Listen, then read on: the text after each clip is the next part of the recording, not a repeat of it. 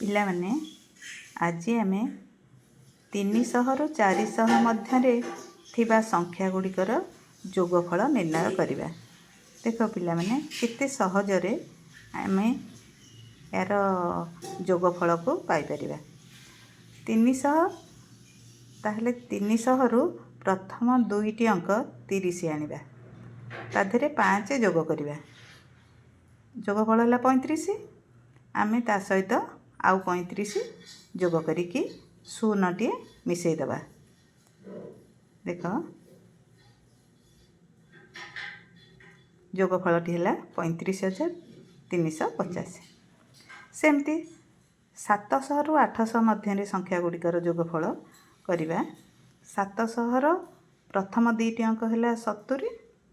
ଆମେ 70 ଆଣିବା, ତା ସହିତ 5 ମିଶାଇ ଦେବା, ହେଲା 75। 75ରେ ଆଉ ଥରେ 75 ଲେଖିକି ଶୂନଟିଏ ଯୋଗ କରିଦେବା।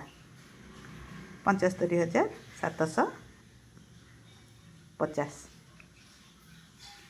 ସେହିପରି 800 ରୁ 900 ମଧ୍ୟରେ ଥିବା ସଂଖ୍ୟାର ଯୋଗଫଳ ହେବ। ସେମିତି 800 ରୁ 80ଟି ନେବା, ତା ସହିତ 5 ଯୋଗ କରିବା, ହେଲା 85। 85ରେ ଆଉ 85 ଯୋଗ କରି ଶୂନଟିଏ ତା ସହିତ ଯୋଗ କରିଦେବା, 85,850। ଦେଖ କେତେ ସହଜରେ ଆମେ ସଂଖ୍ୟା ଗୁଡ଼ିକର ଯୋଗଫଳ ନିର୍ଣ୍ଣୟ କଲେ।